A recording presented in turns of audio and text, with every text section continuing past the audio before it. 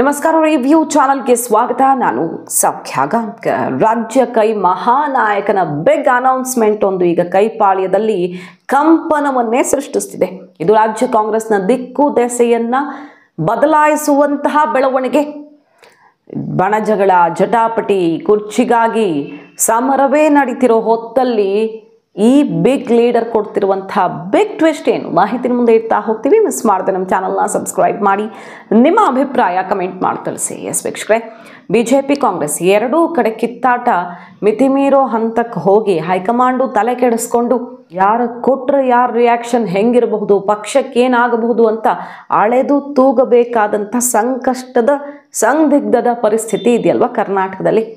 ಬಿಜೆಪಿದು ನಡೀತಾ ಇದೆ, ಈ ಕಡೆ ಕಾಂಗ್ರೆಸ್ನಲ್ಲಿ ಬಿಗ್ ಲೀಡರ್ ಈಗ ಅತಿ ದೊಡ್ಡ ಟ್ವಿಸ್ಟ್ ಒಂದನ್ನು ಕೊಡ್ತಾ ಇದ್ದಾರೆ. ಅವ್ರು ತಗೊಂಡಿರುವಂಥ ಹಠಾತ್ ನಿರ್ಧಾರ ಮತ್ತು ಬಿಗ್ ಅನೌನ್ಸ್ಮೆಂಟ್ ಈಗ ಕುರ್ಚಿ ಆಕಾಂಕ್ಷಿಗಳನ್ನೆಲ್ಲ ಶೇಕ್ ಆಗುವಂತೆ ಮಾಡಿದೆ. ಕರ್ನಾಟಕ ಕಾಂಗ್ರೆಸ್ನ ಮಟ್ಟಿಗೆ ಮಾಸ್ ಲೀಡರ್, ಮ್ಯಾಚಿಲ್ಲದ ಲೀಡರ್ ಈ ಕ್ಷಣಕ್ಕೂ ಕೂಡ ಸಿದ್ದರಾಮಯ್ಯನವರು.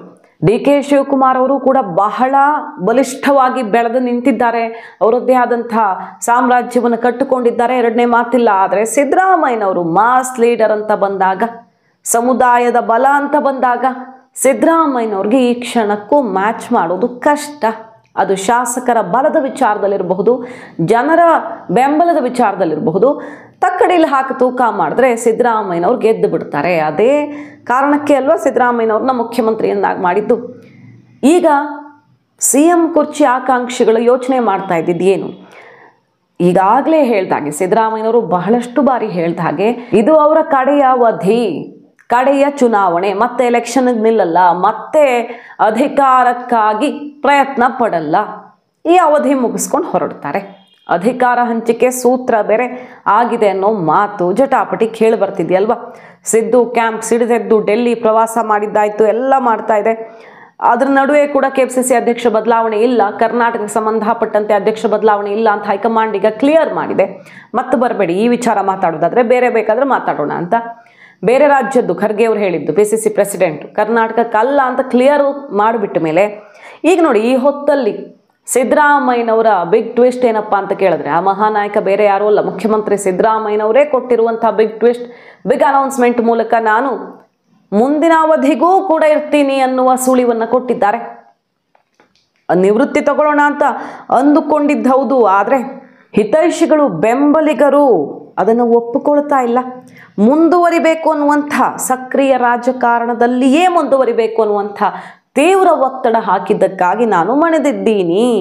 ನನಗೆ ಜನರ ಮಧ್ಯೆ ಇರೋದೇ ಇಷ್ಟ, ಜನರ ಮಧ್ಯೆ ಇರೋದು, ಪಬ್ಲಿಕ್ ಲೈಫಲ್ಲಿ ಇರೋದೇ ಇಷ್ಟ ಅನ್ನುವ ಮೂಲಕ 28ರ ಚುನಾವಣೆಯ ಉತ್ಸಾಹವನ್ನು ತೋರಿಸಿದ್ದಾರೆ. ಮೊಟ್ಟ ಮೊದಲ ಬಾರಿಗೆ ಇವರು ನಿವೃತ್ತಿ ತಗೊಂಡು ಎಕ್ಸಿಟ್ ಆಗ್ತಾರೆ ಅಂತ ಕಾಯ್ತಿರೋ ಹೊತ್ತಲ್ಲಿ ಸಿದ್ದರಾಮಯ್ಯನವರು ಎಕ್ಸಿಟ್ ಆಗಲ್ಲ, ಇದ್ದೇ ಇರ್ತಾರೆ ಮುಂದಿನ ಚುನಾವಣೆಗೂ ಅನ್ನುವಂಥ ಬಿಗ್ ಬಾಂಬ್ ಒಂದು ಈಗ ಕೈಪಾಳ್ಯದಲ್ಲಿ ಕಂಪನವನ್ನು ಸೃಷ್ಟಿಸ್ತಾ ಇದೆ. ಅಷ್ಟು ಹೇಳ್ತಿಲ್ಲ ಅವರು.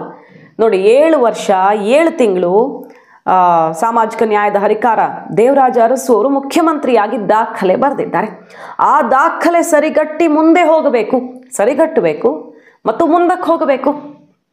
ಅದರರ್ಥ ಏನು? 7 ವರ್ಷ 7 ತಿಂಗಳು, ಈಗ ಆಲ್ಮೋಸ್ಟ್ 7 ವರ್ಷ ಆಗ್ತಾ ಬಂತು. ಈ ಅವಧಿ ಕಂಪ್ಲೀಟ್ ಮಾಡಿಬಿಟ್ರೆ 10 ವರ್ಷ ಆಗತ್ತೆ. ಈ ದಾಖಲೆ, ದೇವರಾಜ ಅರಸು ಅವರ ದಾಖಲೆ ಸರಿಗಟ್ಟಿ ಮುಂದಕ್ಕೆ ಹೋಗಬೇಕು. ಅದರರ್ಥ 5 ವರ್ಷ ಕಂಪ್ಲೀಟ್ ಮಾಡಬೇಕು ಅನ್ನುವಂಥ ಬಯಕೆ ನನ್ನ ಮನಸ್ಸಲ್ಲಿದೆ ಅಂತ ಆಯ್ತಲ್ವ. ಅವರು ಹೇಳಿದ್ದು ದಾಖಲೆ ಮುರಿಬೇಕು ಅನ್ನೋ ಬಯಕೆ ಇದೆ ಅಂತ. ಅದರ ಅರ್ಥ ಏನು? 5 ವರ್ಷ ಕಂಪ್ಲೀಟ್ ಆಗಿಬಿಟ್ರೆ ಆ ದಾಖಲೆ ಸಹಜವಾಗಿ ಮುರಿಯಲ್ಪಡತ್ತೆ. ಆ ಬಯಕೆ ನನ್ನಲ್ಲಿದೆ ಅನ್ನೋದನ್ನು ಓಪನ್ ಆಗಿ ಹೇಳ್ಕೊಂಡಿದ್ದಾರೆ ಸಿದ್ದರಾಮಯ್ಯನವರು. ಅಷ್ಟೇ ಅಲ್ಲ, ರಾಜಕೀಯ ಸಕ್ರಿಯ ರಾಜಕಾರಣದಿಂದ ನಿವೃತ್ತಿಯೂ ಇಲ್ಲ ಅನ್ನುವ ಮೂಲಕ ಮುಂದಿನ ಅವಧಿಗೂ ನಾನಿರ್ತೀನಿ ಅನ್ನುವಂಥ ಆಘಾತವನ್ನು ಪಕ್ಷದ ಒಳಗಿನ ಎದುರಾಳಿಗಳಿಗೆ ಕೊಟ್ಟಿದ್ದಾರೆ ಮುಖ್ಯಮಂತ್ರಿ ಸಿದ್ದರಾಮಯ್ಯ. ಇದು ಕಾಂಗ್ರೆಸ್ ವಲಯದಲ್ಲಿ ಸಂಚಲನವನ್ನು ಸೃಷ್ಟಿಸ್ತಾ ಇದೆ. ನೋಡಿ, ಅದಕ್ಕೆ MB ಪಾಟೀಲ್ ಹೇಳ್ತಿರೋದು, ಪರಮೇಶ್ವರ್ ಅವರು ಹೇಳ್ತಿರೋದು, ಹೌದು ಸುದೀರ್ಘ ಅವಧಿಯ ಮುಖ್ಯಮಂತ್ರಿ ಅನ್ನುವಂಥ ದಾಖಲೆ ಬರೀಲಿ ಸಿದ್ದರಾಮಯ್ಯನವರಂತ ಬಯಸ್ತಾ ಇದ್ದೀವಿ ನಾವು. ಪರಮೇಶ್ವರ್ ಅವರು ಹೇಳ್ತಿದ್ದಾರೆ, ಶಾಸಕರಿಂದ ಆಯ್ಕೆಯಾದವರು ಸಿದ್ದರಾಮಯ್ಯನವರು, ಶಾಸಕರ ಆಯ್ಕೆ ಸಿದ್ದರಾಮಯ್ಯ CM ಆಗಿ ಶಾಸಕರ ಹೆಡ್ ಕೌಂಟ್ ಮೇಲೆ ಆಯ್ಕೆ ಮಾಡಿರೋದು. ಆಗ ನಮಗೆ ಯಾರೂ ಕೂಡ ಈ 2.5 ವರ್ಷದ ಅಧಿಕಾರ ಹಂಚಿಕೆಯ ಬಗ್ಗೆ ಹೇಳಿಲ್ಲ. ಹಾಗಾಗಿ 5 ವರ್ಷ ಸಿದ್ದರಾಮಯ್ಯನವರು CM ಅನ್ನೋದನ್ನು ನಾವೀಗಲೂ ಹೇಳ್ತೀವಿ ಅನ್ನುವಂಥ ಘೋಷಣೆಯನ್ನು ಮೊಳಗಿಸಿದ್ದಾರೆ. ಒಂದು ಕಡೆ ಪರಮೇಶ್ವರ್, ಮತ್ತೊಂದು ಕಡೆ MB ಪಾಟೀಲ್ರು. ಅವರ ಮಾತುಗಳಲ್ಲಿ ಕೇಳಿಸ್ಕೊಳ್ಳಿ.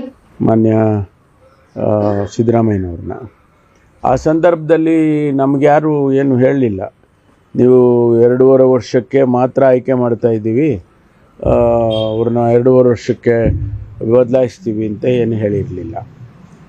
ನಾವು ಅಂದ್ಕೊಂಡಿದ್ದು ಅವರು 5 ವರ್ಷಕ್ಕೂ ಕೂಡ ಆಯ್ಕೆ ಮಾಡಿದ್ದಾರೆ ಅಂತೇಳಿ. ಅದನ್ನೇ ನಾವು ಮನಸ್ಸಲ್ಲಿ ಈಗಲೂ ಅದನ್ನೇ ಇಟ್ಕೊಂಡಿದ್ದೇವೆ. ಸೊ ಹಾಗಾಗಿ ಅವರಿಗೆ 5 ವರ್ಷ ಕಂಪ್ಲೀಟ್ ಮಾಡಿದ್ರೆ ಸ್ವಾಭಾವಿಕವಾಗಿ ಒಂದು ರೆಕಾರ್ಡ್ ಆಗುತ್ತೆ.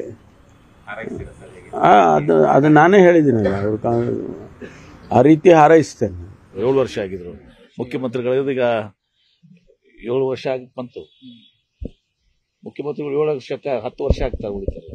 ಯಾರು ಅವ್ರನ್ನ ಮಾಡಿಲ್ಲ. ಹೈಕಮಾಂಡ್ ಇವತ್ತೊಂದು ಸಹ ನಮ್ಮಲ್ಲಿ ಅಧಿಕೃತ ಹೈಕಮಾಂಡ್ ಏನು ಹೇಳ್ತದೆ ಅದು ಅಂತಿಮ.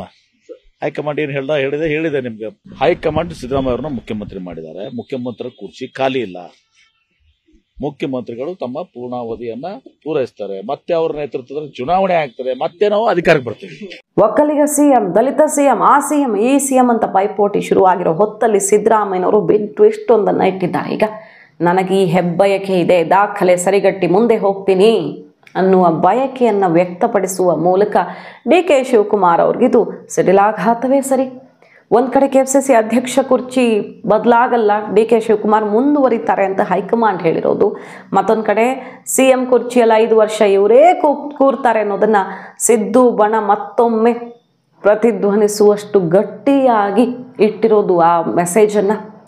ಈಗ ನೋಡಿ, ಸಿದ್ದರಾಮಯ್ಯನವರು ಮುಂದಿನ ಅವಧಿಗೂ ಉಳ್ಕೊಳ್ತಾರೆ ಅಂದರೆ ಹೈಕಮಾಂಡ್ ಯೋಚನೆ ಮಾಡೋಕ್ಕೆ ಸಾಧ್ಯವೇ ಇಲ್ಲ. ಅವರು ಇರೋವಷ್ಟು ದಿನ ಅವರ ಮಾತಿಗೆ ಊಹು ಅಂತ ಹೇಳಿ ಬೇರೆ ಆಯ್ಕೆಯನ್ನು ಮಾಡಿ ಅವರ ತಂಡವನ್ನು, ಅವರ ಬೆನ್ನಿಗಿರೋ ಅಹಿಂದ ಬಲವನ್ನು ಎದುರು ಹಾಕ್ಕೊಂಡಂತೂ ಚುನಾವಣೆ ಮಾಡೋದಕ್ಕಾಗಲ್ಲ. ಸಿದ್ದರಾಮಯ್ಯನವ್ರದ್ದೆಲ್ಲ ಮುಗಿದು ಹೋಯ್ತಪ್ಪ ಅಂದಾಗ ಇನ್ನೊಬ್ರು ಯಾರು ಅಂತ ಹುಡುಕಬೇಕಾಗತ್ತೆ. ಅವರು ಈಗಲೂ ಇದ್ದಾರೆ, ಮುಂದೇನೂ ಇರ್ತಾರೆ ಅಂದಾಗ ಅವರನ್ನು ನೆಗ್ಲೆಕ್ಟ್ ಮಾಡಿ ಚುನಾವಣೆಯನ್ನು ಗೆಲ್ಲುವ ಅಥವಾ ಪಕ್ಷವನ್ನು ಗಟ್ಟಿಯಾಗಿ ಇಟ್ಟುಕೊಳ್ಳುವಂಥ ತಾಕತ್ತು ಈ ಪರಿಸ್ಥಿತಿಯಲ್ಲಂತೂ ಹೈಕಮಾಂಡ್ಗೆ ಇದ್ದಂಗೆ ಕಾಣಿಸ್ತಿಲ್ಲ. ದೇಶವ್ಯಾಪಿ ಪದೇ ಪದೇ ಸೋಲಿನಿಂದ ಕಂಗೆಟ್ಟಿರೋ ಹೊತ್ತಲ್ಲಿ ಗೆಲುವಿನ ಮೇಲೆ ಗೆಲುವು ಕಾಣಿಸ್ತಾ ಇದ್ರೆ ಅದು ಬೇರೆ ವಿಚಾರ. ಆಗ ಎಂಥ ರಿಸ್ಕ್ ಆದರೂ ತೊಗೊಳ್ತೀವಿ, ನಮಗೊಬ್ಬರೇ ವ್ಯಕ್ತಿ ನಂಬ್ಕೊಂಡು ಪಕ್ಷ ನಡೆಸಬೇಕಾಗಿಲ್ಲ ಅನ್ನೋ ಪರಿಸ್ಥಿತಿ ಇರುತ್ತೆ. ಆದರೆ ಈಗಿರೋದು ಬೇರೆ ಪರಿಸ್ಥಿತಿ ಕಾಂಗ್ರೆಸ್ಗೆ ದೇಶದಲ್ಲಿ. ಸೊ ಸಿದ್ದರಾಮಯ್ಯನವರು ಈಗ ಹೈಕಮಾಂಡ್ಗೆ, ರಾಜ್ಯದ ನಾಯಕರಿಗೆ ಬಿಗ್ ಮೆಸೇಜ್ ಒಂದನ್ನು ಕೊಡುವ ಮೂಲಕ ರಾಜ್ಯ ಕೈಪಾಳ್ಯದಲ್ಲಿ ಹೊಸದೊಂದು ಅಲೆ ಎಬ್ಬಿಸಿದ್ದಾರೆ. ಈಗ ಮಾಹಿತಿ ನಿಮ್ಗೆ ಇಷ್ಟ ಆಗಿದ್ರೆ ಮಿಸ್ ಮಾಡಿದ್ರೆ ನಮ್ಮ ಚಾನಲ್ನ ಸಬ್ಸ್ಕ್ರೈಬ್ ಮಾಡಿ. ನಿಮ್ಮ ಅಭಿಪ್ರಾಯ ಕಮೆಂಟ್ ಮಾಡಿ ತಿಳಿಸಿ. Thank you.